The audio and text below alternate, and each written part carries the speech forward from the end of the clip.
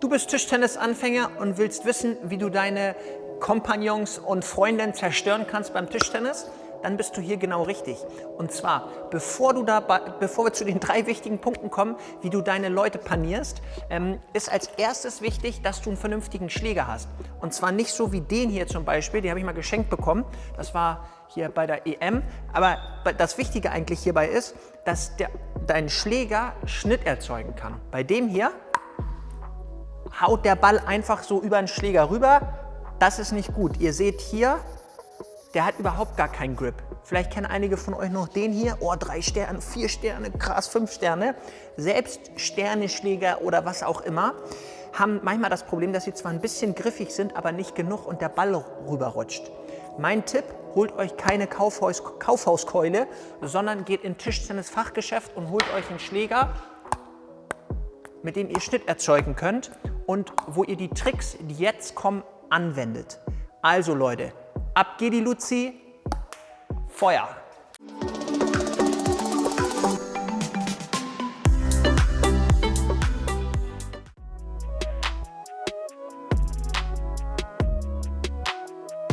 Der erste Tipp, um Gegner vor große Probleme zu stellen, ist der Aufschlag. Genau, ihr müsst es irgendwie hinbekommen, so einen gefährlichen Aufschlag hinzubekommen, dass am besten euer Gegner den Ball gar nicht mehr auf den Tisch spielen kann. Wie wir das hinbekommen, ist, indem wir zum einen den Ball versuchen maximal zu beschleunigen und zum zweiten den Ball versuchen minimal zu treffen. Es gibt nämlich viele Kollegen, die zwar dieses Maximale haben, alles klar, ups, alles klar, moin, ne? Kein Problem, kriege ich hin, aber die den Ball halt viel zu zentral treffen. Und im Tischtennis geht es darum, bei Aufschlägen nicht nur um Schnelligkeit, gibt es auch, aber auch gerade um mal so eine Rotation zu spielen, dass der andere gleich den Ball woanders hinspielt und ihr sagt, tja, das habe ich beim Spin College gelernt. Nee, aber ne, das ist zum Beispiel super, wenn ihr das hinbekommt. Das heißt, maximal beschleunigen, minimal treffen. Jetzt, ihr habt vielleicht schon gesehen, ich habe den Schläger anders gehalten. Das mache ich bei meinen Vorhandaufschlägen. Vorhandaufschläge heißt, hier aus der Vorhand mache ich den Aufschlag. Dabei halten wir den Schläger wie eine Pistole, also unsere Hand, legen den Schläger hier oben rein und greifen mit dem Daumen und mit dem Zeigefinger zu, sodass das Handgelenk hier frei ist. Wenn ihr mal darauf achtet, hier habe ich viel mehr Bewegungsfreiheiten als so. Und ne, das ist ja unsere normale Shakehand-Haltung, hoffe ich, ne? Zumindest bei euch und nicht hier irgendwie sowas oder so, ne?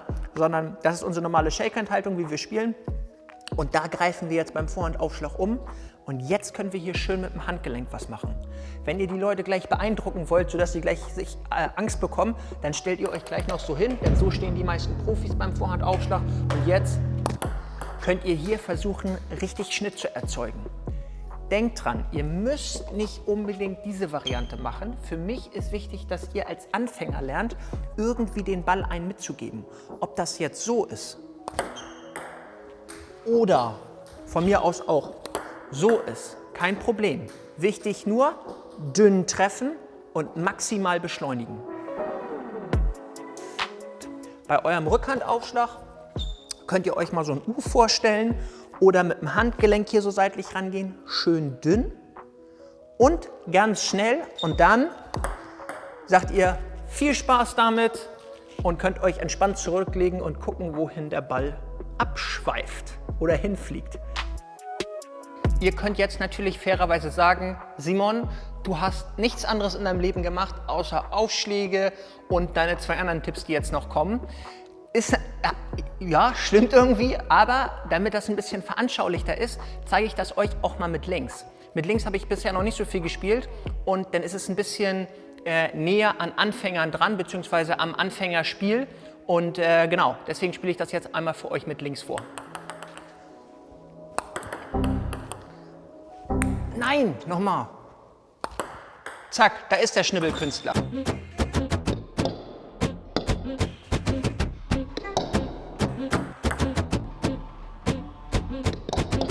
So Leute, der zweite Punkt, so simpel er erscheinen mag, er ist Platzierung. Ganz häufig erlebe ich das, egal wie gut der Spieler ist, dass sobald die Platzierung verändert wird, die Leute deutlich effektiver und deutlich gefährlicher spielen. Wenn ihr jetzt Anfänger wirklich seid und hier steht und zack, zack, zack so die Bälle dahin drückt, dann ist es zum Beispiel super wichtig, dass ihr mal hierhin spielt und den nächsten Ball hierhin, dass die Leute sich hier bewegen müssen. Sagen wir mal, ihr habt schon jemanden, der ein bisschen fortgeschritten ist und steht so und spielt hier Vorhand und hier Rückhand, dann ist dieser Wechselpunkt super effektiv, wo er nicht weiß, oh, soll ich jetzt hier Rückhand oder Vorhand spielen. Andere haben Probleme, nach vorne zu kommen und dann wieder sich vernünftig hinten hinzustellen. Die fallen nach vorne und jetzt stehen sie wieder so. Und jetzt ist es zum Beispiel so, dass man kurz in die Vorhand spielen kann. Und jetzt ist hier die tiefe Rückhand offen. Da gibt es ganz viele Möglichkeiten. Mein Tipp nur für dich, spiel nicht zweimal auf einen Fleck und versuch darüber nachzudenken, platziere ich gerade gut oder nicht. Denn das kann ein wirklicher Tipp sein und Erfolg, damit du noch besser am Tischtennis wirst.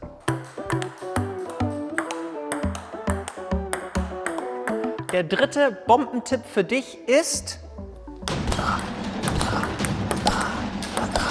durchzudrehen. Nein, Spaß, das ist natürlich nicht der Tipp. Der Tipp für dich ist, dass du lernst, mit Rotation zu spielen. Egal, ob du mit Spin hier rüber gehst, mit Spin bei der Rückhand mit dem Handgelenk, das ist erstmal völlig egal. Oder beim Schupfen, hier versuchst unterm Ball was zu machen oder auch mit der Rückhand. Das ist relativ egal. Wichtig ist nur, dass du was machst. Ne? Schlecht ist immer gar nichts zu machen und nur zentral gegen den Ball zu gehen.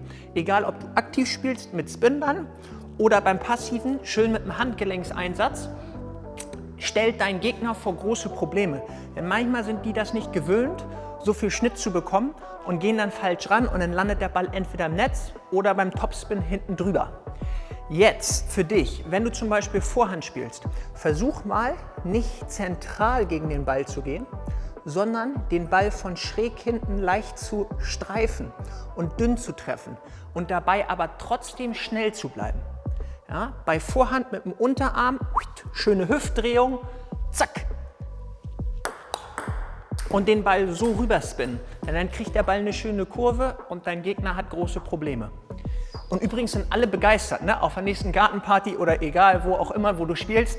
Du ziehst einen Ball rein und die Leute gucken und denken so, alles klar, wo war der denn? Na klar, beim Spin-Court, nein. Also, ne, das ist für euch wichtig, auch gerade mit dem Schupfen. Und genau, das heißt, wenn wir jetzt nochmal alle 3 Punkte zusammenfassen. Der erste Punkt war Aufschläge. Wenn ihr gute Aufschläge habt, dann könnt ihr alle Leute auseinandernehmen. Denn die kriegen meistens den Ball nicht mehr richtig zurück. Oder ihr kriegt den Ball so zurück, dass ihr den gleich versenken könnt. Der zweite Punkt war, dass ihr auf die Platzierung achtet und nicht immer zweimal auf einen Punkt spielt. Und der dritte Tipp, spielt mit Rotation und mit Spin, Freunde. Wir haben jetzt hier nicht mehr Celluloid, sondern Plastikbälle, aber auch hier kann man schön viel Rotation reinbekommen, sodass Leute große Probleme bekommen. Mir hat es viel Spaß gemacht mit euch, ich hoffe euch auch. Wenn ihr Bock habt, noch mehr davon zu hören, vielleicht noch Tipp 4, 5 und 6 mitzunehmen, dann abonniert den Kanal, denn mich freut es, wenn die Community hier wächst, wenn der Kanal größer wird und das ist natürlich immer ein schönes Feedback. Also, Daumen hoch, Leute, kommentiert, falls ihr was anders seht oder noch ich was vergessen habe und dann freue ich mich schon, euch im nächsten Video zu sehen. Bis dahin, macht schöne Aufschläge, macht eine gute Platzierung und spin schöne Bälle rein. Adios, Leute, haut rein, bis dann, ciao. Leute, falls ihr euch jetzt fragt, das klingt wie so ein Hardcore-Raucher, also pass auf, falls ihr euch fragt, wann setzt ihr jetzt den Schupfball ein und wann setzt ihr den Topspin ein, wann geht ihr über den Ball, wann geht ihr unterm Ball, ihr könnt euch grob merken, wenn jemand anders unterm Ball geht, könnt ihr auch unterm Ball was machen. Oder mit ganz viel Spin nach oben ziehen. Wenn jemand anders über den Ball geht oder zentral dagegen, dann könnt ihr über den Ball antworten und mit Spin spielen. Das ist noch ein bisschen komplexer. Falls ihr das wissen wollt, lasst es mich in den Kommentaren wissen und dann machen wir nochmal ein explizites Video dazu, denn das kann auch sehr, sehr schön werden und ihr könnt damit viele Leute ärgern. Also Leute, haut rein!